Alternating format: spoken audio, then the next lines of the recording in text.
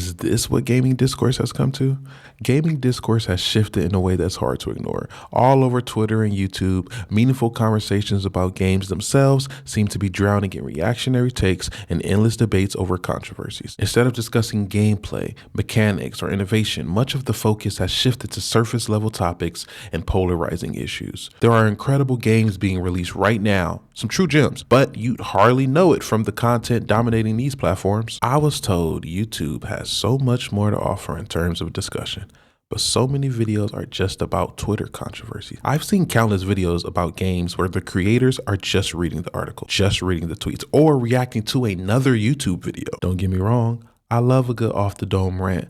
I partake myself, but it feels like the depth is missing and has been replaced by performative outrage or shallow commentary catering to popular sentiments. They avoid asking real questions about what makes a game succeed or fail. Instead, they play it safe and say what audiences already expect to hear. It's easy content. Like, it's very easy for me to say Assassin's Creed won't sell astronomical numbers because it has a black samurai, when in reality, they've been putting out kind of a similar game for a very long time without doing any real innovation. Like, it's no reason for Fortnite to have better traversal than the game that pioneered it all, or the fact that its combat is slightly outdated. There's no reason for people to be comparing it to Ghost of Tsushima when Ghost of Tsushima, I'll save that rant for later. Anyway, what I'm saying is that what I see now is content creators catering to their audience instead of having a stance and articulating it to the audience so that then they can choose whether or not they agree or disagree. And because content creators have been pandering to their audiences for so long, the audience has gotten spoiled. They feel like if they disagree with the content creator, they can't even listen to them anymore. We gotta learn how to articulate our grievances so that we can put it out there so these devs can hear it, listen, learn, and change.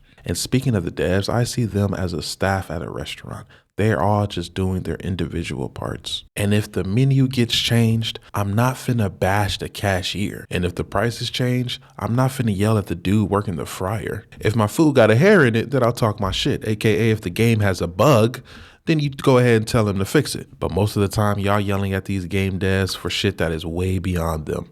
And when you do that, all you're doing is letting these big corporations off the hook. Like Warner Brothers is perfectly fine with you blaming some random devs that Kill the Justice League flopped. Not the fact that they forced this game, with a solid story by the way, to be a live service game with microtransactions, battle passes, which if I'm being honest would still be okay if the gameplay wasn't just heroes with guns. That was their decision to put out that game. And all the hate mail and death threats going to the devs take the hook off the CEOs who had terrible budgets, aversion to new ideas, mismanagement, greed, overall failures to deliver a solid product because they're too busy trying to please the investors. Yes, the investors, not any other social group you think they're pandering to.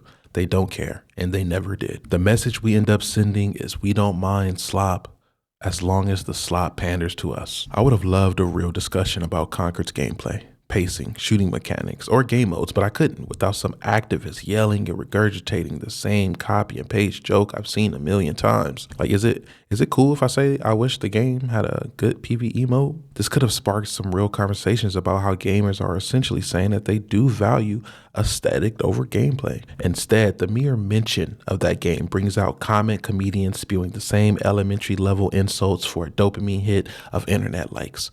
Enough. I am all for dismantling a bad game, but I need real analysis here. This whole anti-intellectual, anti-media literacy wave can't be the only discourse when talking about video games. Too many creators are afraid of spam comments, dislikes, or some kiddie insults in their comment section to speak to their audience like they have some intelligence. I get it. Comments can be annoying, and you need the algorithm on your side. You've got to look above it all for sponsors. But at what cost? In full transparency, this video is sponsored by Gamefly, the fastest. No, I'm kidding. Look, I'm all for securing the bag. I plan to do so on this page eventually. But I also know you don't have to kiss up to companies or sponsors to get anywhere. At this point, they just want someone who's not a rage-baiting bigot or asshole. And truth be told, to any future creators out there, just go outside, network, be a cool person. You'll be fine. It worked for me. I don't have the numbers, but I still get a little something. I'm not saying that to flex. It's just the truth. But a lot of creators are lazy. They use rage and shallow jabs so they don't have to form deep thoughts about a product. They say every game is bad or will die because, let's face it, the odds are It might. That's like me standing outside of a McDonald's and predicting that a chubby dude will walk out. Chances are I'll be right, but you wouldn't look at me like some super genius who solved the society's health crisis or capitalism's ability to profit off of it. Thousands of games are being released every day. A lot of them will fail. That has always been the case, and it always will. I'm just here to join the people who want to bring back some fun and critical conversations about gaming, to create a space for folks to fall back on after this whole which game is woke, which game isn't craze dies down, because it will. It's already starting to fall apart. Look at Grand Theft Auto 6. They're already starting over there. And I refuse to live in a world where the only discussion surrounding Grand Theft Auto 6 is whether or not they forced black people into the game. Not on Ryder Wilson's internet. But here's the thing, this is a collaborative effort.